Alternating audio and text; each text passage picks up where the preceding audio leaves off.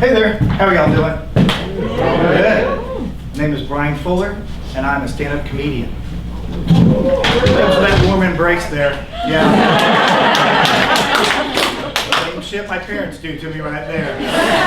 Even at this age, my mom will look at me and go, "Oh, Brian, so do you still do stand-up comedy?" She goes, "I blame myself.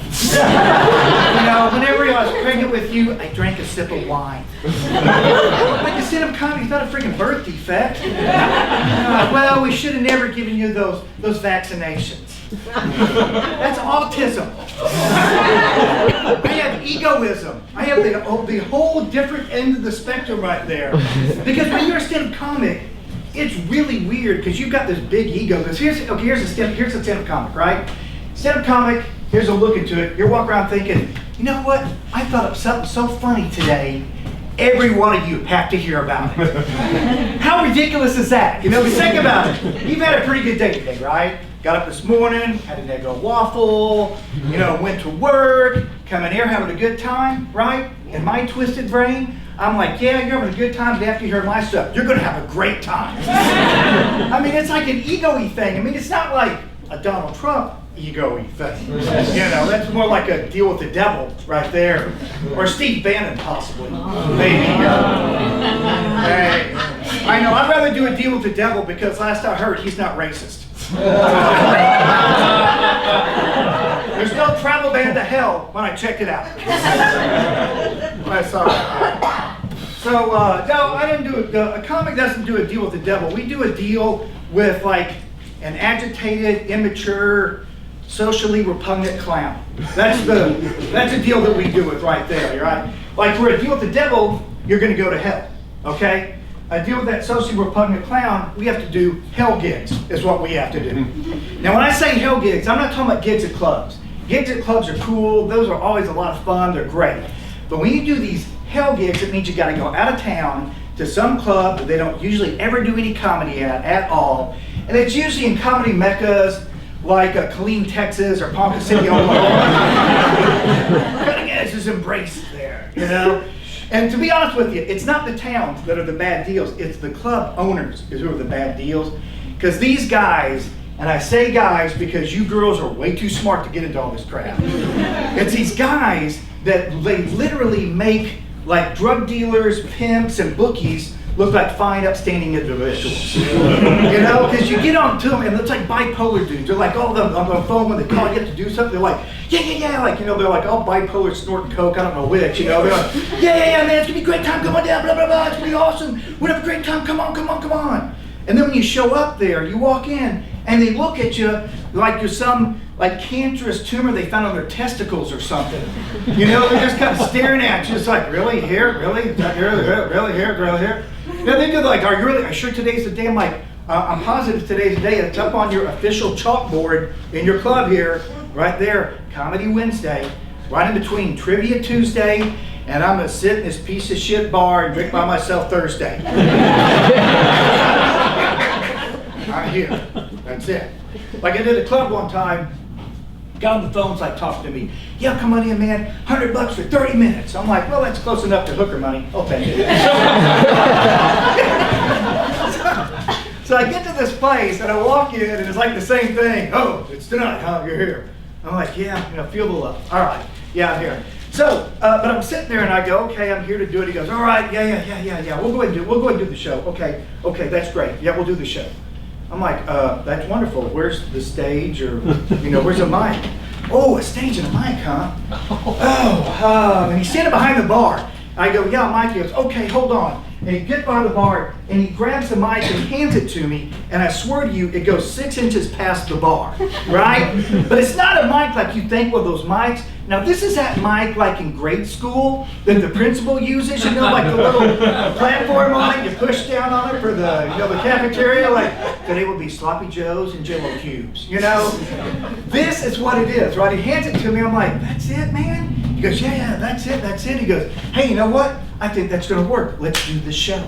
I'm like, right here in front of the bar? He goes, yeah, I'm cool with it. And he looks at these two guys that are sitting on this side of me. He goes, you cool with it? You cool with it? And both these guys are going, yeah, you don't suck. He's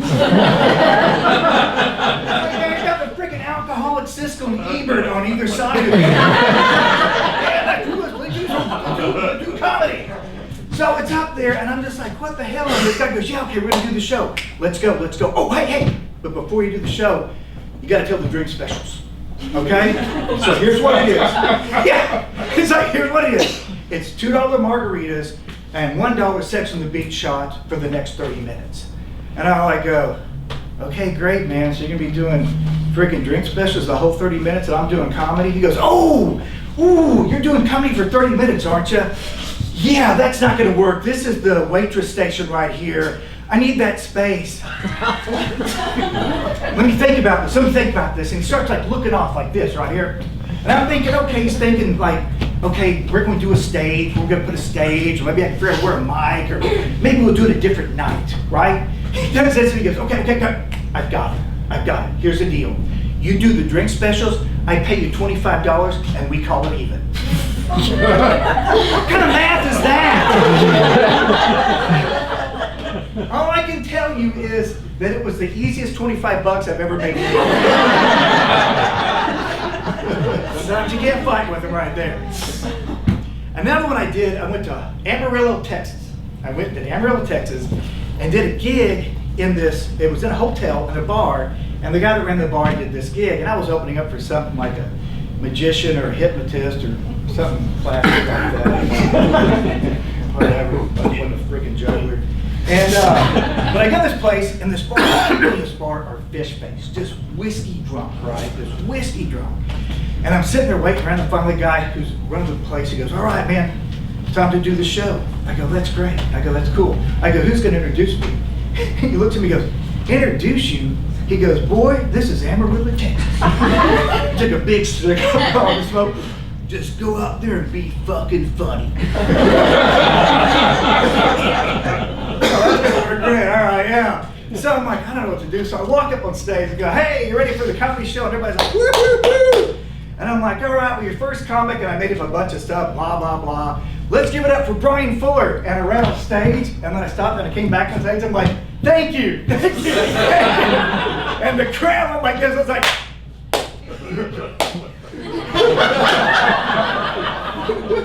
and from the very back of the crowd, this guy yells out, we hate you!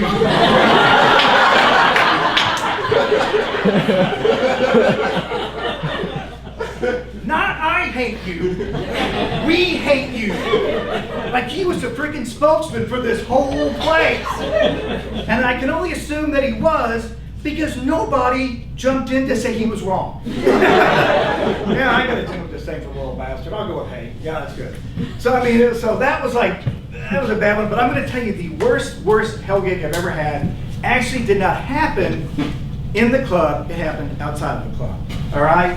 And this was at a place in Dallas, Texas called Smokin' Dave's Rock Room. And my friend Gary found this place, and I'm not making this up. We would go up in between heavy metal bands at like 1 o'clock in the morning. I mean, I'm not making, this is exactly what it'd be like. Rock, rock, rock. And then the little MC would walk up and go, let's give it up for Beelzebub's Butthole, all right. And now for the comic stylings of Brian Fuller. I'd go up there and then the crowd would go from this to this. We're just like clapping for the devil's asshole and now you're flipping me off. But this was a place of Smokin' Dave's, and Smokin' Dave was a real guy. He was this huge dude. And he'd sit at the bar, and I don't know where he did this. He always had these silver dollars in his hand. He'd be floating back and forth and he'd talk to us. He goes, you know what? I just love it when you comics come up here and perform on that stage. But the way he said it is the same way like a redneck would say, I just love a good cockfight. Like there ain't some blood and death. And Smokin' Dave was crazy because he hired like the hottest waitresses. When they'd walk by, he'd do his little, things back and forth. They'd walk by, come here, baby. And he'd hand them the silver dollar. They go, remember, Smokin' Dave loves you, right? They'd walk up and he turned to us. He goes, there's nothing better than Smokin' Dave likes than a fine-looking lady. Smokin' Dave, you're 350 pounds, and you like cigarettes off cigarettes. I'm pretty sure that you like, I don't know, an all-you-can-eat buffet more than a fine-looking lady, or maybe a carton of smokes. maybe I'll start looking for a fine-looking defibrillator. Maybe Dave's probably already dead. It's okay. But where Smoking Dave's was on Woodwest Highway, in and amongst all these strip joints. And I guess the way that it worked around the strip joints is they didn't want the hookers hanging out there, so they all hung out in Smoking Dave's driveway, parkway, right there. And so every time you went there, you had to walk through this gauntlet of hookers to go in to do comedy. It was just like, no, thanks, it was like so weird. And so one night I'm getting ready to walk in there, and they're like, hey, you want to do something? And then it hit me. I was like, you know what? I've never talked to a hooker before. Never talked to. And when you think about it, everybody should have a hooker store. Because there's always, no matter what hooker store, it's a good hooker store. Even if the hooker left you on the side of the road and your parents came and the ones found you and picked you up, that is still a good hooker story. Because one of your friends would be going, well, it never happened to me, but I know this one dude. So when I thought, man, I've never talked to one, so I thought, okay, I'm going to talk to her. I'm going to talk to her. So I look at this hooker, I go, okay, what's the deal? She looked at me and goes, okay, it's $20 for a hand job, $30 for a blow job, and $60 or something, that whatever it was she said, I couldn't understand it. So I figured if I couldn't understand it, I couldn't probably perform it. And then if I asked her to repeat it, she'd probably double the price. And then I couldn't do anything. So I was just like, I look at her, no, that's okay. Thanks, Eddie, thanks for that. I started to walk off. When I did, she jumped in front of me. She goes, whoa, whoa, whoa. You mean you don't even want a hand job? Because I get the best hand jobs in Dallas, Texas. And they caught me so off guard. I was like, you do?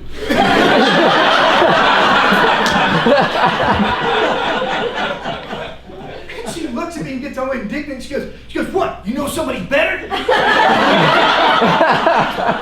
kept walking around taking a poll. So how was she? Was she all right? Better than before? Somebody else? Blah, blah, blah. But I'm just looking at her. I'm thinking, well, I'm just going to run with it. I go, really? The better? Better? I said, well, I don't. And she goes, you know somebody better? I was like, well, I don't know. I go, I'll just tell you this much in the world of hand jobs. I've never had any complaints about me from myself. You know what I mean? When I said that, she looked all kind of confused, like a boxer been punched, I thought, I'm going to run with that. I'm like, there's been a few times that like the whole, completion didn't really work, the imagination wasn't there, but the action was there. But I blame that to stress, you got the elections and, the economy and, but whenever it works, I'll have to say I'm top 5. I'm going Metroplex. Metroplex. And she looks at me right then and there, and she got her composure back. She goes, really? She goes, fuck you, you skinny dick white boy. I was like, how'd you know I have a skinny dick? And she was white. This is even the weirdest part. But she looks at me and she goes walking across the parking lot, cussing mad, blah, blah, blah, all the way across the parking lot. Gets to the other side of the parking lot, looks back at me and goes, you piece of shit, you can kiss my ass. And I looked at her and go, kiss your ass? Now you're talking, sister. How much does that cost? And with that, I ran into the warm embrace of Smoking Dave's rock room. And loved everybody go this to this, right? So that right there is my part, folks. I want to thank you very much for letting me make your day great.